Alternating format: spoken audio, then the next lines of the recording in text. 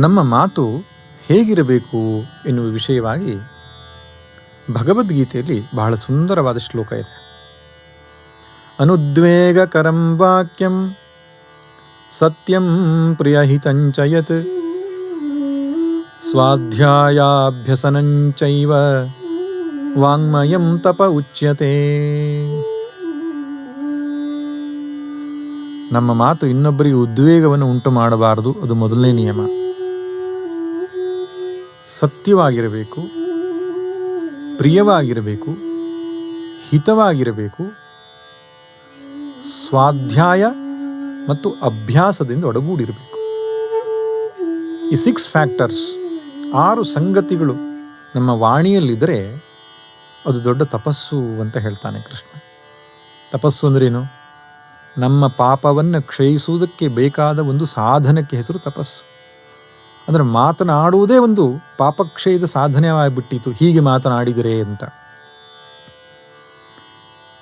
ದೇವರು 10 ಇಂದ್ರಿಯ ಕೊಟ್ಟಿದ್ದಾನಲ್ಲ, ಆದರೆ ಈ ನಾಲಿಗೆ ಒಂದರಲ್ಲಿ 2 ಸೇರಿಸ್ಬಿಟ್ಟಿದ್ದಾನೆ. ಏನು? ಮಾತನ್ನೂ ಆಡುತ್ತೆ, ರುಚಿಯನ್ನು ನೋಡುತ್ತೆ. ಜ್ಞಾನೇಂದ್ರಿಯವೂ ಹೌದು, ಕರ್ಮೇಂದ್ರಿಯವೂ ಹೌದು. ಅದಕ್ಕೆ ಒಬ್ಬ ಸುಭಾಷಿತಕಾರ ಚೆನ್ನಾಗಿ ಹೇಳ್ತಾನೆ, ಜಿಹ್ವೆ ಪ್ರಮಾಣಂ ಜಾನೀಹಿ ಭೋಜನೆ ಭಾಷಣೆ ತಥಾ ಅತೀವೋಕ್ತಿ ಅತೀವ ಭುಕ್ತಿ ಸದ್ಯ ಪ್ರಾಣಾಪಹಾರಿಣಿ. ಅತೀವ ಭುಕ್ತಿ, ಅತೀವ ಉಕ್ತಿ ಎರಡು ಇಮ್ಮಿಡಿಯೇಟ್ ಆಗಿ ಪ್ರಾಣ ತೆಗೀತದಂತೆ. ಅದಕ್ಕೆ ನಾಲಿಗೆ ಪ್ರಮಾಣ ತಿಳ್ಕೋ, ಎಷ್ಟು ತಿನ್ನಬೇಕು, ಎಷ್ಟು ಮಾತನಾಡಬೇಕು, ಅದೆರಡು ಅತ್ಯಂತ ಡೇಂಜರಸ್ ಅಂತ. ಆದ್ದರಿಂದ ಜಿಹ್ವೇಂದ್ರಿಯ ಅಂದರೆ ನಮ್ಮ ವಾಕು ಮತ್ತು ನಮ್ಮ ಆಹಾರ, ಅದರಲ್ಲಿ ಶಿಸ್ತು ತಂದುಬಿಟ್ರೆ ಬದುಕು ಒಂದು ಉತ್ತಮವಾದ ಶಿಸ್ತಿಗೆ ಒಳಪಡುತ್ತೆ. ಅದಕ್ಕೆ ಒಂದು ತಮಾಷೆಯ ಘಟನೆ ಹೇಳ್ತಾರೆ. ನಾಲಿಗೆಗೂ ಹಲ್ಲಿಗೂ ಒಮ್ಮೆ ಜಗಳ ಆಯ್ತಂತೆ. ಹಲ್ಲು ಹೇಳ್ತಂತೆ, ನಾವು 32 ಮಂದಿ ಇದ್ದೇವೆ, ನಿನ್ನ ಮುಗಿಸಿಬಿಡ್ತೇವೆ ಅಂತ. ನಾಲಿಗೆ ಹೇಳ್ತಂತೆ, ನಾನು ಒಬ್ಬನೇ ಇದ್ದೇನೆ, ಆದರೆ ಒಮ್ಮೆ ಅಡ್ಡಾದಿಡ್ಡಿ ಮಾತಾಡಿದ್ರೆ 32 ಮಂದಿ ಒಟ್ಟಿಗೆ ಉರುಳುತ್ತಾರೆ ಅಂತ. ಅಂದರೆ ಅರ್ಥ, ನಾಲಿಗೆ ಸರಿ ಇಲ್ಲ ಅಂದರೆ ಇಡೀ ವ್ಯಕ್ತಿತ್ವವೇ ನಾಶವಾಗ್ತದೆ. ಅದಕ್ಕೆ ಹೇಳ್ತಾರಲ್ಲ, 3W 2H 3W 2H ಇದನ್ನು ಗಮನಿಸ್ಕೊಂಡು ಮಾತಾಡಬೇಕು ಅಂತ. 3W ಅಂದರೆ ಯಾವುದು? What to talk, when to talk, where to talk. ಏನು ಮಾತಾಡಬೇಕು, ಎಲ್ಲಿ ಮಾತಾಡಬೇಕು, ಯಾವಾಗ ಮಾತಾಡಬೇಕು. What, where, when. 3W. 2H how to talk, how much to talk. ಎಷ್ಟು ಮಾತನಾಡಬೇಕು, ಆಮೇಲೆ ಹೇಗೆ ಮಾತಾಡಬೇಕು. ಇದನ್ನು ಮನಸ್ಸಲ್ಲಿಟ್ಟುಕೊಂಡು ಮಾತನಾಡಿದರೆ ಅವನ ಬದುಕು ಚೆನ್ನಾಗಿರ್ತದೆ. ಕನ್ನಡದಲ್ಲಿ ಒಂದು ಮಾತಿದೆ, ಮಾತು ಕುಲವನರುಹೀತು ಅಂತ. ಮಾತಾಡುವ ರೀತಿಯಲ್ಲೇ ಅವನು ಯಾವ ಕುಲದವನು ಅಂತ ಗೊತ್ತಾಗುತ್ತದೆ ಅಂತ. ಅದರಿಂದ ಒಂದು ಕಥೆ ಕೂಡ ಇದೆ. ಒಬ್ಬ ರಾಜ ಬೇಟೆ ಆಡಲಿಕ್ಕೆ ಹೋಗಿದ್ನಂತೆ.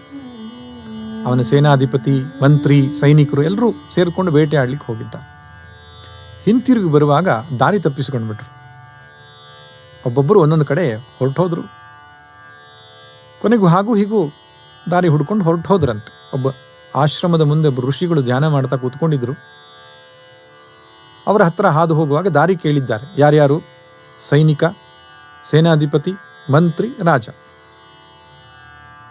ಕೊನೆಗೆ ರಾಜ ಹೋಗಿ ನಮಸ್ಕಾರ ಮಾಡಿ, ಯತಿವರ್ಯರೇ, ಪೂಜ್ಯರೇ, ನಿಮ್ಮ ಚರಣಕ್ಕೆ ಪ್ರಣಾಮವನ್ನು ನಯಿತಾ ಇದ್ದೇನೆ. ಬೇಟೆಗಾಗಿ ಬಂದಂಥ ಮಹಾರಾಜ ದಾರಿ ತಪ್ಪಿಸಿಕೊಂಡಿದ್ದೇನೆ, ದಾರಿಯನ್ನು ಹೇಳಿ ಅಂದಾಗ, ಹೌದು ಮಹಾರಾಜ, ಇದೇ ದಾರಿಯಲ್ಲಿ ಮೊದಲು ನಿನ್ನ ಸೈನಿಕ ಹೋದ, ನಂತರ ನಿನ್ನ ಸೇನಾಧಿಪತಿ ಹೋದ, 3ನೇದಾಗಿ ಮಂತ್ರಿ ಹೋದ, 4ನೇದು ಮಹಾರಾಜ ನೀನು ಬಂದಿದ್ದೀಯ, ಕುಳಿತುಕೋ ಅಂತ ಕಣ್ಣು ಮುಚ್ಚಿಕೊಂಡು ಹೇಳ್ತಿದ್ದಾರೆ. ಕಣ್ಣು ತೆರಿತಾನೇ ಇಲ್ಲ ಅವರು. ಮಹಾರಾಜನಿಗೆ ಆಶ್ಚರ್ಯ. ಕಣ್ಣು ಮುಚ್ಚಿಕೊಂಡು ಧ್ಯಾನ ಮಾಡ್ತಿರೋ ವ್ಯಕ್ತಿಗೆ ಸೈನಿಕ, ಸೇನಾಧಿಪತಿ, ಮಂತ್ರಿ ಹೆಂಗೆ ಗೊತ್ತಾಯ್ತು? ಕೇಳ್ತಾನೆ, ಹೇಗೆ ಗೊತ್ತಾಯ್ತು ನಿಮಗೆ? ಅವರು ಮಾತನಾಡುವ ರೀತಿಯಲ್ಲಿ ಗೊತ್ತಾಯಿತು ಅನ್ನಂತ. ಸೈನಿಕ ಹೋಗುವಾಗ ಕೇಳಿದಂತ, ಹೇ ಮುದುಕ, ಈ ದಾರಿ ಎಲ್ಲಿ ಹೋಗುತ್ತೆ ಅಂತ. ಅದು ಅವನ ಭಾಷೆ. ಅದು ಸೇನಾಧಿಪತಿ ಸ್ವಲ್ಪ ಗೌರವ ಕೊಟ್ಟ, ವೃದ್ಧರೇ ಅಂತ ಹೇಳಿದ್ದಂತೆ. ಮಂತ್ರಿಗಳು ಇನ್ನೂ ಒಂದು ಸ್ವಲ್ಪ ಸಂಸ್ಕಾರಯುತವಾದಂತಹ ಭಾಷೆಗಳಿಂದ ದಾರಿಯನ್ನು ಕೇಳಿದ್ರಂತೆ. ನೀನು ಮಹಾರಾಜ ಅತ್ಯಂತ ಸುಸಂಸ್ಕೃತನಾದ ರೀತಿಯಲ್ಲಿ ಮಾತನಾಡಿ ವರ್ತಿಸಿದ್ದೀಯಾ, ಅವನ ನಾಲಿಗೆಯಲ್ಲಿ ಅವನ ಸಂಸ್ಕಾರ ತಿಳಿಯುತ್ತದೆ. ನಾವಾಡುವ ಮಾತು ಹೀಗಿರಲಿ ಗೆಳೆಯ, ಮೃದುವಚನ ಮೂರ್ಲೋಕ ಮುಟ್ಟುವುದು ತಿಳಿಯ. ಮೌನ ಮೊಗ್ಗೆಯ ನುಡಿದು ಮಾತರಳಿ ಬರಲಿ, 3 ದಿನಗಳ ಬಾಳು ಘಮಘಮಿಸುತ್ತಿರಲಿ.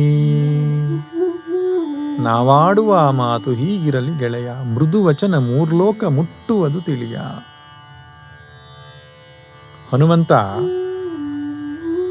ಏನು ಕಿಷ್ಕಿಂಧೆಯಲ್ಲಿ ಋಷ್ಯಮುಖ ಪರ್ವತದಲ್ಲಿ ಹೆದರ್ಕೊಂಡು ಆ ಸುಗ್ರೀವ ಇದ್ನಲ್ಲ, ಶ್ರೀರಾಮಚಂದ್ರ ಹಾಗೂ ಲಕ್ಷ್ಮಣರಿಬ್ಬರು ಕೆಳಗಡೆಗೆ ನಡ್ಕೊಂಡು ಪಂಪಾ ಸರೋವರದ ಹತ್ರ ಬರ್ತಾ ಇರುವಾಗ ಸುಗ್ರೀವನಿಗೆ ಭಯ ಆಯ್ತಂತೆ. ವಾಲಿ ಯಾರನ್ನು ಕಳಿಸ್ಕೊಟ್ಟಿದ್ದಾನೆ ನನ್ನ ಕೊಲ್ಲಿಕ್ಕೆ ಅಂತ.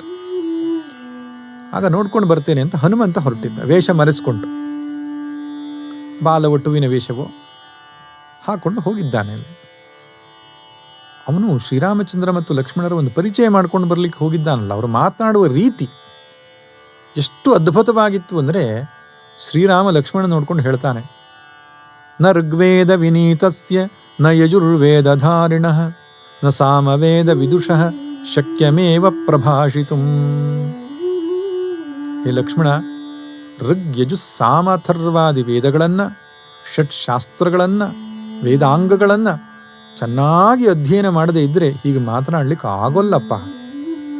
ಇವನು ಸಾಮಾನ್ಯ ಅಂತ ತಿಳ್ಕೊಳ್ಬೇಡ, ನವವ್ಯಾಕರಣವನ್ನು ತಿಳಿದಿದ್ದಾನೆ. ಅವನ ಮಾತಿನ ಏರಿಳಿತ, ಒತ್ತಕ್ಷರಗಳು, ಸ್ಪಷ್ಟತೆ ಪ್ರತಿಯೊಂದು ಕೂಡ ಒಬ್ಬ ಯೋಗ್ಯ ದೂತನಿಗಿರಬೇಕಾದ ಲಕ್ಷಣ ಇವನಲ್ಲಿ ಇದೆ ಎಂಬುದಾಗಿ ರಾಮ ಕೇವಲ ಹನುಮಂತನ ಮಾತನಾಡುವ ಶೈಲಿಯನ್ನು ಗಮನಿಸಿ ಅವನು ಉತ್ತಮ ಸಂಸ್ಕಾರದವನು ಅಂತ ಹೇಳಿದ್ನಂತೆ. ಆದ್ದರಿಂದ ಮಾತಿನಿಂ ನಗೆ ನುಡಿಯು, ಮಾತಿನಿಂ ಹಗೆ ಕೊಲೆಯು, ಮಾತಿನಿಂ ಸರ್ವ ಸಂಪದವು, ಲೋಕಕ್ಕೆ ಮಾತೆ ಮಾಣಿಕ್ಯವು ಸರ್ವಜ್ಞ. ಸರ್ವಜ್ಞನ ವಚನವೂ ಇದೆ. ವಚನಕಾರರು ಕೂಡ ನುಡಿದರೆ ಮುತ್ತಿನ ಹಾರದಂತಿರಬೇಕು ಸಾಕಷ್ಟು ಹೇಳಿದ್ದಾರೆ. ಭಗವದ್ಗೀತೆ ಹೇಳುತ್ತೆ, ಮೊದಲನೇ ನಿಯಮ ಅನುದ್ವೇಗಕರಂ ವಾಕ್ಯಂ, ಯಾರ ಮನಸ್ಸಿಗೂ ಉದ್ವೇಗ ಆಗುವ ರೀತಿಯಲ್ಲಿ ಮಾತನಾಡಬಾರದು. ನಮ್ಮ ಮನಸ್ಸು ಪ್ರಶಾಂತವಾಗಿದ್ದರೆ ಮಾತು ಕೂಡ ಪ್ರಶಾಂತವಾಗುತ್ತೆ. ಕೆಲವರು ಸಿಟ್ಟು ಮಾಡಿ ಬೈಯೋದು, ಗಲಾಟೆ ಮಾಡೋದು ಮಾಡ್ತಾರಲ್ಲ, ಅವರ ಬಗ್ಗೆ ದೇವರ ಹತ್ರ ಹೋಗಿ ಪ್ರಾರ್ಥನೆ ಮಾಡಬೇಕು ನಾವು. ಯಾಕೆ? ಅವನ ಮನಸ್ಸು ಪ್ರಶಾಂತವಾಗಿದ್ದಿದ್ದರೆ ಹಾಗೆ ಮಾತನಾಡ್ತಿರ್ಲಿಲ್ಲ ಅವನು. ಯಾರ ಮನಸ್ಸಿನಲ್ಲಿ ಸುಖ ಶಾಂತಿ ಇದೆಯೋ ಅವನು ಸುಖ ಶಾಂತಿಯನ್ನೇ ಹಂಚುತ್ತಾನೆ. ಯಾರ ಮನಸ್ಸಲ್ಲಿ ಬೇಸರ, ದುಃಖ, ತನ್ನ ಬಗ್ಗೆ ಜಿಗುಪ್ಸೆ ಇರ್ತದೋ ಅವನು ಅದನ್ನೇ ಹಂಚದೆ ಇನ್ನೇನು ಮಾಡ್ತಾನೆ. ಅದಕ್ಕೆ ಒಂದು ಮಾತು ಹೇಳ್ತಾರಲ್ಲ, ಗಂಡ ಹೆಂಡತಿ ಪ್ರೀತಿ ಮಾಡಿಕೊಳ್ಳುವಾಗ ಪಿಸು ಮಾತಾಡ್ಕೊಳ್ತಾರಂತೆ, ಸಿಟ್ಟು ಬಂದಾಗ ಜೋರಾಗಿ ಮಾತಾಡ್ಕೊಳ್ತಾರಂತೆ. ಯಾಕೆಂದರೆ ಪ್ರೀತಿ ಇದ್ದಾಗ ಹತ್ತಿರ ಇರ್ತಾರೆ, ಸಿಟ್ಟು ಬಂದ ತಕ್ಷಣ ಅವರು ದೂರ ಎಸ್ತಾನೆ. ದೂರ ಇರೋ ವ್ಯಕ್ತಿ ಜೊತೆ ನಾವು ಜೋರಾಗಿ ಮಾತಾಡ್ತೇವಲ್ಲ, ಹಾಗೆ ವ್ಯಕ್ತಿ ಹತ್ತಿರ ಇದ್ರೂ ಜೋರಾಗಿ ಮಾತಾಡ್ತಾನೆ, ಮನಸ್ಸಲ್ಲಿ ದೂರ ಮಾಡ್ಕೊಂಡು ಬಿಟ್ಟಿದ್ದಾನೆ ಅಂತ. ಆ ಮಾತು ಅವನ ಮನಸ್ಥಿತಿಯನ್ನು ಹೇಳುತ್ತೆ. ಇನ್ನೊಬ್ಬರಿಗೆ ಉದ್ವೇಗವಾಗುವ ರೀತಿಯಲ್ಲಿ ಚಾಡಿ ಹೇಳಲಿ ಬೇಡ ನಾಲಿಗೆ ಹೇಳ್ತಾರಲ್ಲ, ಆಚಾರವಿಲ್ಲದ ನಾಲಿಗೆ, ನಿನ್ನ ನೀಚ ಬುದ್ಧಿಯ ಬೇಡು ನಾಲಿಗೆ, ವಿಚಾರವಿಲ್ಲದೆ ಪರರ ದೂಷಿಪುದಕ್ಕೆ ಚಾಚಿಕೊಂಡಿರುವಂಥ ನಾಲಿಗೆ. ಈ ನಾಲಿಗೆ ಇನ್ನೊಬ್ಬರಿಗೆ ಚಾಡಿ ಹೇಳಿ ಇನ್ನೊಬ್ಬರ ಜೀವನದಲ್ಲಿ ಸಮಸ್ಯೆ ಉಂಟು ಮಾಡಬೇಡ. ಕೋಪದ ಮಾತುಗಳನ್ನು ಆಡಬೇಡ. ನಿಂದೆ, ಪರನಿಂದೆ, ಇಂಗ್ಲೀಷ್ನಲ್ಲಿ ಬ್ಯಾಕ್ ಬೈಟಿಂಗ್ ಅಂತ ಹೇಳ್ತಾರೆ. ಒಬ್ಬ ವ್ಯಕ್ತಿ ಮುಂದೆ ಚಂದದಲ್ಲಿ ಮಾತನಾಡೋದು, ಹಿಂದೆ ಅವನ ಅವಮಾನ ಮಾಡೋದು, ಅಂತಹ ಮಾತಿನ ಅಪಚಾರಗಳನ್ನು ಮಾಡಕೂಡದು. ಇದು ಮೊದಲನೆಯ ಸಂಗತಿ. ಅನುದ್ವೇಗಕರಂ ವಾಕ್ಯಂ. ಮಹಾಭಾರತದ ಒಂದು ಘಟನೆ ನೆನಪಿಗೆ ಬರ್ತಾನೆ. ಕರ್ಣಪರ್ವದಲ್ಲಿ ಪಾಂಡವರಿಗೂ ಮತ್ತು ಕೌರವರಿಗೂ ಯುದ್ಧ ಆಗ್ತಾ ಇತ್ತಲ್ಲ, ಕರ್ಣನು ಧರ್ಮರಾಜನೊಟ್ಟಿಗೆ ಘನಘೋರ ಯುದ್ಧ ಮಾಡ್ತಾನೆ. ಎಷ್ಟು ಘೋರ ಯುದ್ಧ ಅಂದರೆ ಯುದ್ಧರಂಗದಿಂದ ಓಡಿ ಹೋಗ್ತಾನೆ ಧರ್ಮರಾಜ. ತನ್ನ ಶಿಬಿರಕ್ಕೆ ಹೋಗಿ ವಿಶ್ರಾಂತಿ ಪಡಿತಾ ಇರ್ತಾನೆ. ಮೈಮೇಲೆಲ್ಲ ಬಾಣ ಚುಚ್ಚಿಕೊಂಡು ಬಿಟ್ಟಿದೆ. ವೈದ್ಯರು ಉಪಚಾರ ಮಾಡ್ತಾ ಇದ್ದಾರೆ. ಅಷ್ಟೊತ್ತಿಗೆ ಶ್ರೀಕೃಷ್ಣಾರ್ಜುನರಿಗೆ ವಿಷಯ ಮುಟ್ಟಿತು. ಏನು? ಧರ್ಮರಾಜನು ಘಾಸಿಗೊಂಡಿದ್ದಾನೆ ಅಂತ. ಕೃಷ್ಣ ರಥವನ್ನು ತೆಗೆದುಕೊಂಡು ಬರ್ತಾನೆ ಯುದ್ಧದ ಬಿಡಾರಕ್ಕೆ, ಶಿಬಿರಕ್ಕೆ. ಕೃಷ್ಣಾರ್ಜುನರು ಒಳಗಡೆ ಬರ್ತಾ ಇರುವಾಗಲೇ ಆ ಮಲ್ಕೊಂಡಿದ್ದ ಧರ್ಮರಾಜ ತುಂಬ ಆಯಾಸ, ತುಂಬ ನೋವಾಗ್ತಾ ಇತ್ತು ಅವನಿಗೆ. ಬೈದು ಬಿಡ್ತಾನೆ. ಯಾಕೆ ಇಟ್ಕೊಂಡಿದ್ದೀಯ ಗಾಂಡೀವನ್ನು? ತೆಗೆದು ಯಾರಾದರೂ ಹೆಂಗಸರ ಕೈಗೆ ಕೊಡು ಅಂಥೇಳಿ ಆ ಗಾಂಡೀವದ ಮೇಲೆ ಒಂದು ಧಿಕ್ಕಾರದ ಮಾತನ್ನು ಆಡ್ತಾನೆ. ಅರ್ಜುನ ಒಂದು ಉಪಾಂಶು ಪ್ರತಿಜ್ಞೆ ಮಾಡಿಬಿಟ್ಟಿದ್ದ. ಉಪಾಂಶ ಪ್ರತಿಜ್ಞೆ ಅಂದರೆ ಯಾರಿಗೂ ತಿಳಿಯದ ಹಾಗೆ ಒಂದು ಪ್ರತಿಜ್ಞೆ. ಏನು? ಯಾರು ನನ್ನ ಗಾಂಡೀವವನ್ನು ನಿಂದಿಸ್ತಾರೋ ಅವ್ರು ತಲೆ ತೆಗಿತೇನೆ ಅಂತ. ಹೊರೆಯಿಂದ ಕತ್ತಿ ತೆಗೆದ, ಅಣ್ಣನಾದ ಧರ್ಮರಾಜನ ಕಡೆಗೆ ಓಡ್ದ. ಕೃಷ್ಣ ಹೋಗಿ ಕೈ ಹಿಡಿತಾನೆ. ಏನು ಅರ್ಜುನ ಮಾಡ್ತಾ ಇರೋದು? ಇಲ್ಲ, ನನ್ನ ಗಾಂಡೀವವನ್ನು ನಿಂದಿಸಿದವರ ತಲೆ ತೆಗಿತೇನೆ. ಓಹೋ, ನಿನ್ನ ಪ್ರತಿಜ್ಞೆಯನ್ನು ಕಾಪಾಡಿಕೊಂಡ್ರೆ ಧರ್ಮ ಕಾಪಾಡಿದ ಹಾಗೆ, ಅಣ್ಣ ಅನ್ನುವನು ತಂದೆಗೆ ಸಮಾನ, ಪಿತೃವಧೆಯ ಪಾಪ ನಿನಗೆ ತಲುಪುವುದಿಲ್ಲೇನಲ್ಲಿಯ? ಹಾಕುವರೆಗೆ ನಿನ್ನ ಖಡ್ಗವನ್ನ ಅಂತ ಹೇಳಿದ. ಸರಿ, ಖಡ್ಗವರೆಗೆ ಹಾಕ್ತೇನೆ, ಆದರೆ ನಾನು ಮಾಡಿದ ಪ್ರತಿಜ್ಞೆಗೆ ಕಥೆ ಏನು? ನೀನು ಗುರು ಹಿರಿಯನನ್ನು ವಧಿಸಬೇಕಾದ್ರೆ ಖಡ್ಗವನ್ನು ಉಪಯೋಗಿಸಬೇಕಾಗಿಲ್ಲಪ್ಪ, ಅವರಿಗೆ ಏಕವಚನದಲ್ಲಿ ನಿಂದಿಸಿಬಿಟ್ರೆ ಸಾಕು ಅಂತ ಹೇಳ್ತಾನೆ ಕೃಷ್ಣ. ಇದು ಧರ್ಮ ಸೂಕ್ಷ್ಮ. ತ್ವಂಕಾರವನ್ನು ಉಪಯೋಗಿಸಿ. ಸಂಸ್ಕೃತದಲ್ಲಿ ಭವಾನ್ ಅಂತ ಹೇಳಿದ್ರೆ ಬಹುವಚನ, ತ್ವಂ ಅಂತ ಹೇಳಿದ್ರೆ ಏಕವಚನ. ಏಕವಚನ ಶಬ್ದ ಪ್ರಯೋಗಿಸಿ ಹಿರಿಯರಿಗೆ ಮಾತನಾಡಿ ಬಿಟ್ಟರೆ ಸಾಕು, ಅವ್ರನ್ನ ವಧೆ ಮಾಡಿದ ಹಾಗೆ. ಆದ್ದರಿಂದ ಪ್ರತ್ಯಕ್ಷ ವಧೆ ಮಾಡೋ ಅವಶ್ಯಕತೆ ಇಲ್ಲ ಅಂತಾನೆ. ಹಾಗೆ ಅರ್ಜುನ ನಿಂದಿಸ್ತಾನೆ ಧರ್ಮರಾಜನ. ಅರ್ಜುನ ನಿಂದಿಸ್ತಾ ಇದ್ದಾಗೆ ಗೋಳ ಜೋರಾಗಿ ಅಳ್ತಾನೆ ಧರ್ಮರಾಜ. ಮತ್ತೆ ಹೊರೆಯಿಂದ ಖಡ್ಗ ತೆಗೆದ ಅರ್ಜುನ. ಕೃಷ್ಣ ಕೇಳ್ತಾನೆ, ಈಗ ಯಾರ ಮೇಲೆ ಪ್ರಯೋಗ? ಅವನು ಹೇಳ್ತಾನೆ, ನನ್ನ ಕುತ್ತಿಗೆ ಮೇಲೆ ಪ್ರಯೋಗ. ಯಾಕೆ? ಅಣ್ಣನನ್ನು ನಿಂದಿಸಿದ ಮೇಲೆ ನಾನು ಯಾಕೆ ಬದುಕಬೇಕು ಅಂತ. ಏನು ಮಾಡ್ಕೊಳುತ್ತೆ? ಆತ್ಮಹತ್ಯೆ ಮಾಡ್ಕೊಳುತ್ತೆ. ಆತ್ಮಹತ್ಯೆ ಮಹಾಪಾಪ ಕಣ. ಮತ್ತೆ ಆತ್ಮಶ್ಲಾಘನೆ ಮಾಡ್ಕೊಂಡು ಬಿಟ್ರೆ ಆತ್ಮಹತ್ಯೆ ಮಾಡ್ಕೊಂಡಾಗೆ. ನೀನು ಹೊಗಳ್ಕೋ ಅಂತ ಹೇಳ್ತಾನೆ ಕೃಷ್ಣ. ನಾನು ಗಾಂಡೀವಿ, ನಾನು ಸವ್ಯಸಾಚಿ, ನಾನು ಹಾಗೆ, ನಾನು ಹೀಗೆ. ಅರ್ಜುನ ತನ್ನನ್ನೇ ತಾನು ಹೊಗಳ್ಕೊಳ್ತಾನೆ. ಅಂದರೆ ಆತ್ಮಹತ್ಯೆ ಮಾಡ್ಕೊಂಡ. ಎಷ್ಟು ಅದ್ಭುತವಾದ ಮೆಸೇಜ್ ಇದೆ ನೋಡಿ ಇದರಲ್ಲಿ. ಕೊನೆಗೆ ಅಣ್ಣ ತಮ್ಮಂದಿರು ಒಂದಾಗ್ತಾರೆ, ಎಲ್ಲ ಸರಿ ಹೋಗ್ತದೆ. ಇಲ್ಲಿ ಸಂದೇಶ ಏನಪ್ಪ ಅಂದರೆ, ಹಿರಿಯರಿಗೆ ನಿಂದಿಸಿದರೆ ಮಹಾಪರಾಧ. ತನ್ನ ಮಹತ್ವವನ್ನು ಹೇಳಿಕೊಂಡ್ರೆ, ಆತ್ಮಶ್ಲಾಘನೆ ಮಾಡಿಕೊಂಡ್ರೆ ಅದು ಅಪರಾಧ. ಅದು ವಾಗ ಆಚಾರಗಳು ಅವೆಲ್ಲ. ಅದರಿಂದ ಅನುದ್ವೇಗಕರಂ ವಾಕ್ಯಂ ಸತ್ಯಂ ಪ್ರಿಯಹಿತಂಚಯತ್. ಸತ್ಯವಾಗಿರಬೇಕು, ಪ್ರಿಯವಾಗಿರಬೇಕು, ಹಿತವಾಗಿರಬೇಕು. ಒಮ್ಮೊಮ್ಮೆ ಸತ್ಯ ಹೇಳುವ ನೆಪದಲ್ಲಿ ಇನ್ನೊಬ್ಬರ ಮನಸ್ಸಿಗೆ ಘಾಸಿ ಮಾಡಬಾರ್ದು, ಅದು ಅಪಚಾರವಾಗ್ತದೆ. ಒಬ್ಬನು ಕುರೂಪಿಯಾದ ವ್ಯಕ್ತಿ ಇದ್ದಾನೆ, ಅಯ್ಯೋ ನೀನು ಕುರೂಪಿ ಅಂತ ಹೇಳಿಬಿಟ್ರೆ ಬಹಳ ಮನಸ್ಸಿಗೆ ನೋವಾಗ್ತದೆ. ಹಿತವಾಗಿರಬೇಕು, ಇನ್ನೊಬ್ಬರಿಗೆ ಸಂತೋಷ. ಪ್ರಿಯವಾಕ್ಯ ಪ್ರದಾನೇನ ಸರ್ವೇ ತುಷ್ಯಂತಿ ಜಂತವಃ ತಸ್ಮಾತ್ ತದೇವ ವಕ್ತವ್ಯಂ. ಕಾಳಿದಾಸ ಹೇಳಿದ್ದಾನಲ್ಲ, ಪ್ರಿಯವಾಕ್ಯವನ್ನೇ ಹೇಳಬೇಕು. ಆದರೆ ಪ್ರಿಯವಾಕ್ಯದ ನೆಪದಲ್ಲಿ ಸತ್ಯವನ್ನು ಬಿಡಬಾರದು. ಮೂರನೇದು ಹಿತ. ಅವರಿಗೇನೋ ಒಳಿತಾಗಬೇಕು. ಗುರುಗಳು ಶಿಷ್ಯನನ್ನು ತರಕಾರಿ ತರಲಿಕ್ಕೆ ಕಳಿಸಿದ್ರಂತೆ. ತರಕಾರಿ ಮಾರ್ಕೆಟಿಂದ ಬಂದ ಶಿಷ್ಯ ಹೇಳ್ತಾನೆ, ಗುರುಗಳೇ ನಿಮ್ಮ ಬಗ್ಗೆ ತರಕಾರಿ ಮಾರ್ಕೆಟಲ್ಲಿ ಜನ ಮಾತಾಡ್ತಾ ಇದ್ದಾರೆ. ಗುರುಗಳು ಕೇಳಿದಂತೆ, ಅವ್ರು ಮಾತಾಡಿರೋದು ಸತ್ಯವೋ?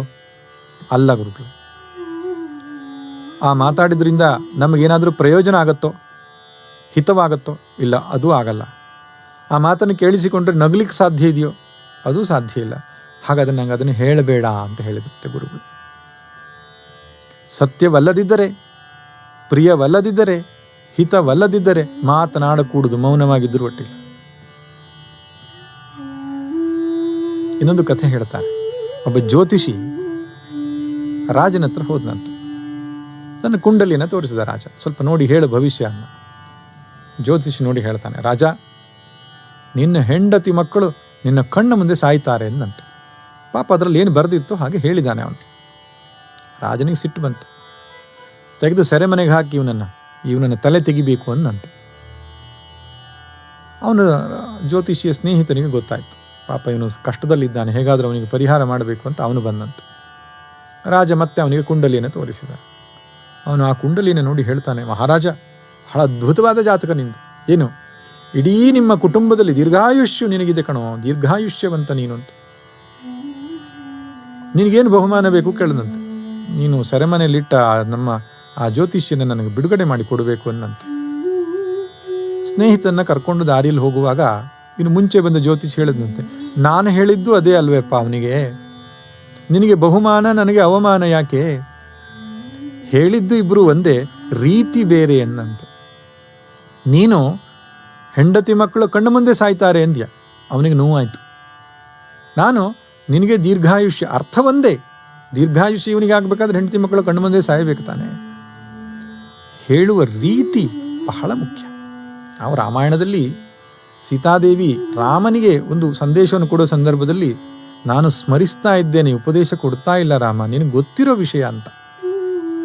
ಅಂದರೆ ಇರುವುದನ್ನು ಹೇಗೆ ಹೇಳಬೇಕು ಅದು ನಾವು ಮನಸ್ಸಲ್ಲಿ ಇಟ್ಕೊಂಡು ಮಾತನಾಡಬೇಕಂತ. ಯಾರೋ ಸ್ವಾಮಿಗಳು ಊಟಕ್ಕೆ ಬಂದಿದ್ದಾರೆ ಮನೆಗೆ, ಮಗು ಹಠ ಮಾಡ್ತಾ ಇದೆ. ಯಾಕೆ ಹಠ ಮಾಡ್ತಾ ಇದೆ ಅಂತ ಕೇಳಿದ್ರೆ, ಪಕ್ಕದ ಮನೆಯಲ್ಲಿ ಕೋತಿ ಆಡಿಸ್ಲಿಕ್ಕೆ ಬಂದಿದ್ದಾರೆ, ನಾನು ಕೋತಿ ಆಟ ನೋಡಬೇಕು ಅಂತ ಹೇಳ್ತಂತೆ ಮಗು. ಅವಾಗ ಅಮ್ಮ ಹೇಳ್ತಾಳೆ, ಅಯ್ಯೋ ಮನೆಗೆ ಸ್ವಾಮಿಗಳು ಗುರುಗಳು ಬಂದಿದ್ದಾರೆ, ಪಕ್ಕದ ಮನೆ ಕೋತಿ ಆಟ ಬೇಕಾ ನಿನಗೆ ಅಂತ. ಹೇಳಿದ್ದು ಸತ್ಯವೇ ಅದು, ಮನೆಗೆ ಸ್ವಾಮೀಜಿ ಬಂದಿದ್ದಾರೆ, ಕೋತಿ ಆಟ ಯಾಕೆ ನೋಡ್ತೀಯ, ಆದರೆ ಹೇಳಿದ್ರಿಂದ ಪಾಪ ಅವ್ರಿಗೆ ಏನು ಮನಸ್ಸಿಗೆ ಎಷ್ಟ ನೋವಾಗಿರ್ಬೇಡ. ಅದರಿಂದ ಗಮನ ಇಡಬೇಕು ನಾವು ಮಾತನಾಡುವಾಗ. ಸತ್ಯ, ಪ್ರಿಯ, ಹಿತ. ಇನ್ನು ಕೊನೆಯದಾಗಿ ಸ್ವಾಧ್ಯಾಯ ಅಭ್ಯಸನ. ಸ್ವಾಧ್ಯಾಯ ಅಂದರೆ ಸ್ಪಷ್ಟವಾಗಿ, ಶುದ್ಧವಾಗಿ, ದೋಷರಹಿತವಾಗಿ ಮಾತನಾಡಬೇಕು.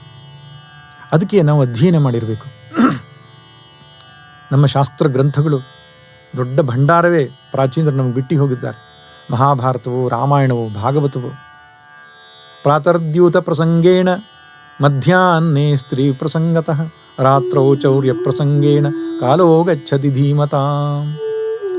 ಹಿಂದಿನ ಕಾಲದವರು ಬೆಳಿಗ್ಗೆ ಚೌರ್ಯ ಪ್ರಸಂಗದಿಂದ, ಮಧ್ಯಾಹ್ನ ಅನ್ನೋದು ಪ್ರಾತರ್ದ್ಯೂತ ಪ್ರಸಂಗ, ಬೆಳಿಗ್ಗೆ ದ್ಯೂತ ಪ್ರಸಂಗದಿಂದ, ಮಧ್ಯಾಹ್ನ ಸ್ತ್ರೀ ಪ್ರಸಂಗದಿಂದ, ರಾತ್ರಿ ಚೌರ್ಯ ಪ್ರಸಂಗದಿಂದ ಸಮಯ ಕಳೆತಿದ್ರಂತೆ ಅಂತ ಸುಭಾಷಿತ. ಅದರಲ್ಲಿ ದ್ಯೂತ ಪ್ರಸಂಗ ಅಂದರೆ ಮಹಾಭಾರತ, ಚೌರ್ಯ ಪ್ರಸಂಗ ಅಂದರೆ ನವನೀತ ಚೋರ ಕೃಷ್ಣ ಭಾಗವತದ ಕಥೆ, ಸ್ತ್ರೀ ಪ್ರಸಂಗ ಅಂದರೆ ರಾಮಾಯಣ, ಸ್ತ್ರೀಯನ್ನು ರಾವಣ ಅಪಹರಿಸ್ತಾನೆ. ಹಾಗೆ ಭಾಗವತ ರಾಮಾಯಣಾದಿಗಳ ಅರ್ಥಚಿಂತನೆಯಿಂದ ಜೀವನವನ್ನು ಕಳೀತಾ ಇದ್ರು. ಅದಕ್ಕೆ ಅಭ್ಯಾಸ. ಅವರ ವಾಣಿ ಶುದ್ಧವಾಗುತ್ತದೆ. ಅಧ್ಯಯನದಿಂದಲೇ ನಮ್ಮ ಬುದ್ಧಿ ಮತ್ತು ವಾಣಿ ಶುದ್ಧವಾಗುವಂಥದ್ದು. ಕೊನೆಯದಾಗಿ ಅಭ್ಯಸನಂ ಅಂತ ಕರೀತಾನೆ ಭಗವಂತ. ಅಭ್ಯಸನಂ ಅಂದರೆ ನಾಮಸ್ಮರಣೆ. ಸದಾ ನಿರಂತರ ಭಗವನ್ನಾಮವನ್ನು ಜಪಿಸುವುದನ್ನು ಅಭ್ಯಾಸ ಮಾಡ್ಕೋಬೇಕು ನಾವು. ಬಾಯಿ ಖಾಲಿ ಇದೆ ಎಂದಾಗಲೆಲ್ಲ ಅದು ನಾಮವನ್ನು ಸ್ಮರಿಸಬೇಕು, ಆವಾಗ ಸಾರ್ಥಕವಾಗುವುದು. ಶ್ರೀರಾಮ ಜಯ ರಾಮ ಜಯ ಜಯ ರಾಮ, ಓಂ ನಮಃ ಶಿವಾಯ, ಹರೇ ರಾಮ ರಾಮ ರಾಮ ಹರೇ ಹರೇ. ಯಾವುದು ಆ ನಾಲಿಗೆಯಿಂದ ಭಾಗವನ್ನಾಮ ಸ್ಮರಿಸಿದಾಗಲೇ ಅದರ ಸಾರ್ಥಕ್ಯ. ಹೀಗೆ ಈ 6 ವಿಧಾನವನ್ನು ತಿಳಿದು ನಾವು ಮಾತನಾಡಿದರೆ ಅದೊಂದು ತಪಸ್ಸಾಗುತ್ತದೆ, ನಮ್ಮ ಪಾಪವನ್ನು ನಾಶಪಡಿಸ್ತದೆ ಎಂಬುದಾಗಿ ಭಗವಂತ ಗೀತೆಯಲ್ಲಿ ಹೇಳಿದ್ದಾನೆ. ನಾವು ಅದನ್ನೆಲ್ಲ ಆಚರಿಸಿ ಕೃತಾರ್ಥರಾಗೋಣ ಅಂತ